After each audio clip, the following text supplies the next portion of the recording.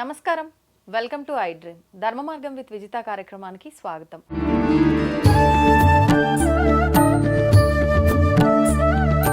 ప్రస్తుతం మనతో పాటు ఉన్నారు ప్రముఖ ఆధ్యాత్మికవేత్త ప్రొఫెసర్ సత్యనారాయణ మూర్తి గారు. ఇప్పుడు వారితో మాట్లాడి మరిన్ని విషయాలు తెలుసుకుందాం. నమస్కారం అండి. నమస్కారం అమ్మా విజిత. మహాభారతంలో విదురుడు ధృతరాష్ట్రుడికి చెప్పిన కొన్ని నీతి వాక్యాలు ఉన్నాయని చెప్పి విన్నాము. ప్రస్తుతం ఉన్న ఈ ఆధునిక యుగంలో యువతకి ఆ నీతి వాక్యాలు ఉపయోగపడతాయా? ఉపయోగపడితే ఏ రకంగా ఉపయోగపడతాయో తెలియజేయండి. డెఫినెట్గా అమ్మ. విదురుల వారు అంటే విజనరీ లీడర్, మహాజ్ఞాని, వైజ్ మ్యాన్. ఆయన ధృతరాష్ట్రుడికి పాండు మహారాజుకి తమ్ముడు. సాక్షాత్తు యముడి యొక్క అవతారం. యముడు నిర్దాక్షిణ్యంగా అందరినీ శిక్షలు వేసేస్తుంటే, కఠినంగా శిక్షలు వేసేస్తుంటే ఒక ఋషి ఏం చేస్తాడంటే, నువ్వు భూలోకంలో శూద్రకులంలో జన్మించు పో అంటాడు. ఆయన విదురుడిగా పుట్టాడు అని అంటారు. రెండవ అవతారం యముడిది ధర్మరాజు. సాక్షాత్తు ధర్మరాజే యముడిగా పుట్టారు. అందువల్ల వీళ్ళిద్దరు కూడా ధర్మమూర్తులు. ఇకపోతే ఈ యొక్క ధృతరాష్ట్రుడి దగ్గర మనకి సంజయుడు అని ఉంటాడు. వీళ్ళిద్దరు మినిస్టర్స్ అనమాట ఈ కౌరవ సామ్రాజ్యానికి, హస్తినాపురానికి. ఆయనకేమో డివైన్ విజన్ ఉంది, దివ్య దృష్టి. ఎక్కడ ఏం జరుగుతుందో నేరేట్ చేస్తాడు. ఈయన విదురుల వారికి డివైన్ దృష్టి లేదు, కానీ దూర దృష్టి ఉంది.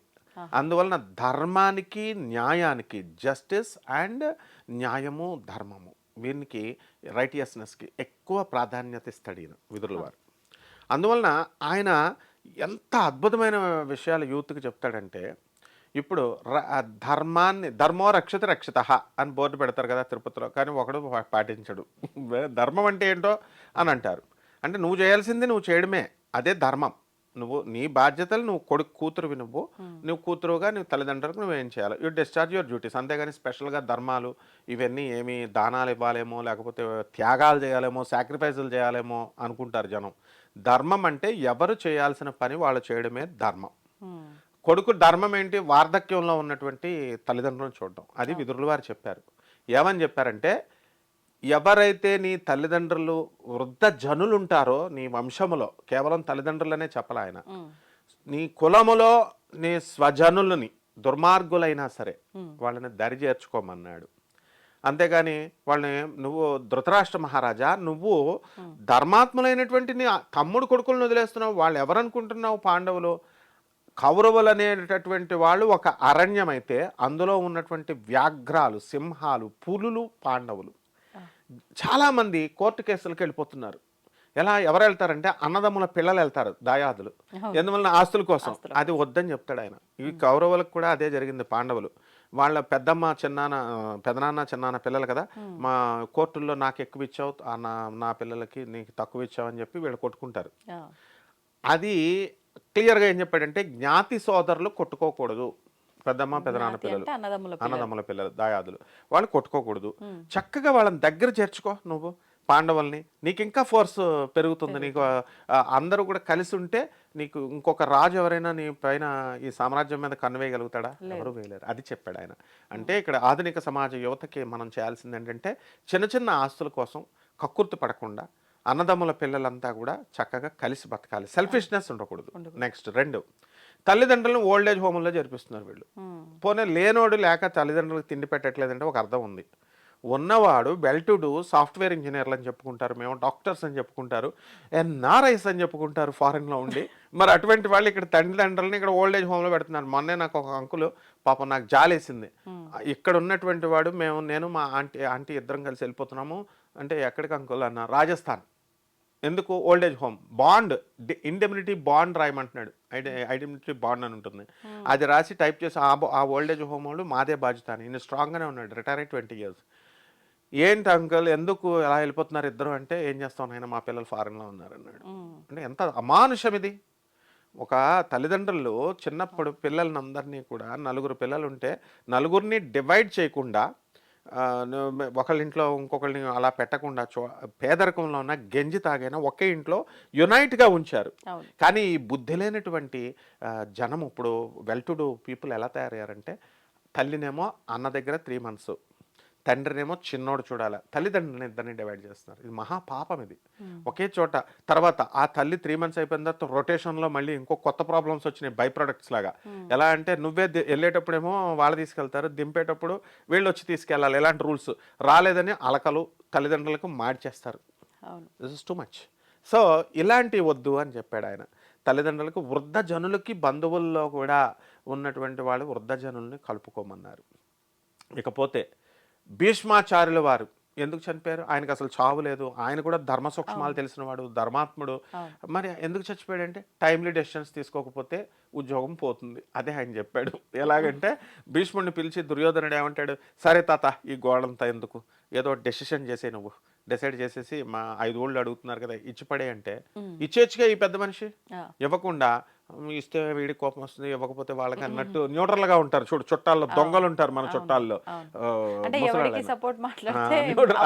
అది తప్పు అనమాట. అందుకే కృష్ణుడు చంపేశాడు. No change. అల్లాంటి ఉన్న వాళ్ళకి ధర్మం నువ్వు కఠినంగా మాట్లాడినా సరే నువ్వు నిష్కర్షగా విదురుడు he has resigned his job. ఆయన తిడతాడు, అవమానిస్తాడు దుర్యోధనుడు. ధృతరాష్ట్రుడు అవమానిస్తాడు, కత్తి పెట్టి తీసి నరికేస్తానంటాడు. ఏంట్రా నువ్వు నువ్వు నా తమ్ముడివి, వాళ్ళని సపోర్ట్ చేస్తున్నావు, నా దగ్గర తింటూ అని. నీ చీఫ్ మినిస్టర్ పోస్ట్ నాకు వద్దు, నేను ఇచ్చేస్తున్నాను, నేను ధర్మాన్నే నమ్ముకుంటాను అన్నాడు. కాబట్టి విదురుడు బతికాడు.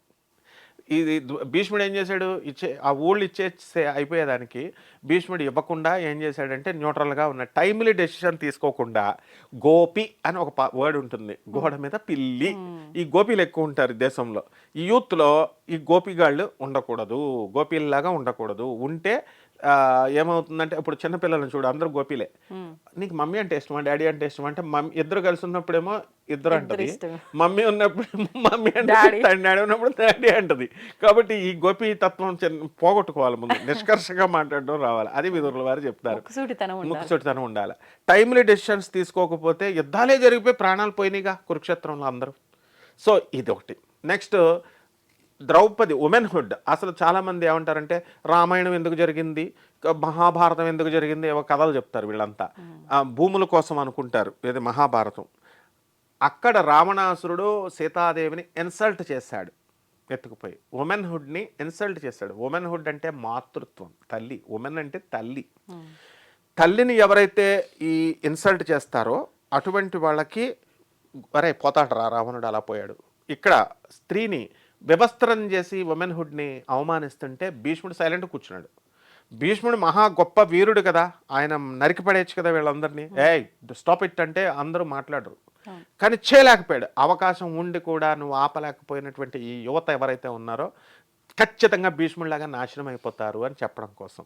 నెక్స్ట్ రెండవది ఉమెన్హుడ్ అంటే స్త్రీత్వం. ఇప్పుడు ఆడపిల్లల మీద అజమాయిషీ పెరిగిపోయింది, భర్తలు అవమానించడం, కొట్టడం, తిట్టడం, హారాస్మెంట్. అందుకే ఈ 498A సెక్షన్ వచ్చింది. సో ఇటువంటి వాళ్ళు ఎప్పుడైతే ఇలా కొట్టుకోకూడదు, ఆడదాన్ని గౌరవించాలి, ఆడదాన్ని ఇచ్చేయాలి అనే యువతలో ఈ తల్లిదండ్రులు వీళ్ళంతా కూడా బై బర్త్ నుంచి నేర్పిస్తున్నట్లయితే ఈ డైవర్స్లు అన్నీ ఉండవు కదా. ఈ హెరాస్మెంట్లు, మెంటల్ హెరాస్మెంట్, ఫిజికల్ హెరాస్మెంట్, ఈ యొక్క హెరాస్మెంట్లు ఉండవు. కాబట్టి విదురుల వారు ఏది చెప్పినా సరే నీతులు, బలమైన శత్రువుతో యుద్ధం చేయకు అన్నాడు. ఇప్పుడు మనం నరేంద్ర మోడీ గారిని చూసి నేర్చుకోవాలి. మనం యస్ పాకిస్తాన్ నిన్ను లేపేస్తా అంటాడు అనేసి టపటపటపడ 4 వేసేస్తాడు, బట్ యుద్ధం చేయడు ఆయన. ఎందుకని? Is a genius, is a Gujarat man. తోలు తీస్తాడు అంతే. అమెరికన్ వచ్చిందనుకోండి, అమెరికా వచ్చిందనుకో, ఒకరోజు కాదు, ఇది 4 సంవత్సరాలు కొట్టుకోవాలి. బ్రహ్మం గారు చెప్పారు 4.5 సంవత్సరాలు యుద్ధం జరుగుద్దట. థర్డ్ వరల్డ్ వార్ 7.5 years జరుగుద్దట యుద్ధం అంటే ఇప్పుడు యుక్రెయిన్ రష్యా ఎప్పటి నుంచి జరుగుతుంది, మన చిన్నప్పటి నుంచి జరుగుతుంది. అది 2 సంవత్సరాల నుంచి వేసుకుంటానే ఉంటారు. అంటే 2 years నుంచి అని, 2 years నుంచి 3 years నుంచి జరుగుతుందని, అంటే పురాణ కాలం నుంచి అన్నట్టు అనమాట. నువ్వు లేటెస్ట్ అమ్మా, నువ్వు latest and your beautiful anchor and wise and smart Vidura టైప్లో నువ్వు. కాబట్టి అంటే నేను అనేది 3 సంవత్సరాల నుంచి చూస్తున్నాం కదా మనం, యుద్ధం అనేది అలా జరుగుతూ ఉంటుంది అనమాట. కాబట్టి పాకిస్తాన్ యుద్ధంలో మన పెహల్గాం యుద్ధంలో ఎంత జరిగింది, 20,000 కోట్లు లాస్ అయ్యాం మనం. ఎవరు లబ్ధి పొందారు? టర్కీ వాడు, పాకిస్తాన్ వాడు, తర్వాత వీడెవడాడు అమెరికా వాడు, చైనా వాడు. వీడు పాకిస్తాన్కి ఆయుధాలు ఇచ్చాడు. అవి టెస్ట్ చేసుకోవడానికి పనికొచ్చినాయి వాళ్ళకి, ప్రాక్టికల్స్ మన మీద వేశారు. కాబట్టి థర్డ్ పర్సన్కి ఛాన్స్ ఇవ్వద్దు అంటాడు విదురుడు. ఎప్పుడు కూడా మంచి సలహాలు చెప్పేవాళ్ళు, వాళ్ళు కఠినాత్మకులైనా సరే, జ్ఞాన వృద్ధులు, వయోవృద్ధులు, ఇటువంటి వాళ్ళందరికీ కూడా ఏమన్నాడు ఆయన, అండ కింద ఉండండి, అండ కింద ఉండి వాళ్ళకి వాళ్ళ సలహాలు తీసుకోండి. అండ్ విదురుల వారి సలహా వినలేదు కాబట్టి పోయారు. లాస్ట్లో పోయేటప్పుడు దుర్యోధనుడు అంటాడు అనమాట, ఏమని, నేను అనవసరం కర్ణుడు వస్తే అశ్వత్థామ చంపేసి ఉపపాండవులను చంపితే నేను తప్పు చేశాను, విదురుడు మాట వినలేదు నేను. అప్పుడు ఒక కర్రకి నెప్పు ఉంటుంది, ఆ నెప్పు కాలిపోతుంది, అది అనవసరంగా నా వాళ్ళని నా తమ్ముళ్ళనే చంపుకున్నాను కౌరవులు పాండవులని. అప్పుడు వాడికి లాస్ట్లో వచ్చింది రియలైజేషన్.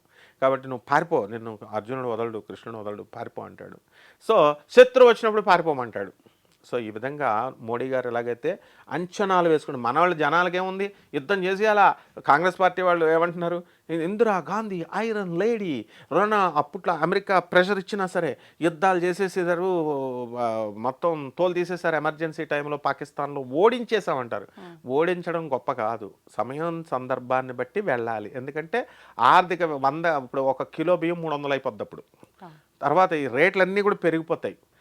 అందువలన ఎట్టి పరిస్థితుల్లో అమ్మ మనము చేయాల్సిన పని ఏంటంటే ఈ విధంగా విదురుల వారు యూత్కి ఎంతసేపు ధర్మంగా ఉండండి, చక్కగా చేసుకోండి అని చెప్తారు. అలాగే రాజధర్మాలను, అంతర్జాతీయ దౌత్యాన్ని ఎలా చేయాలి, ఇంటర్నేషనల్ ఎంబాసీస్ ఉంటారు కదా, అంటే ఆ ఫారెన్తో ఇప్పుడు అదే మోడీ గారు ఫాలో అవుతున్నారు.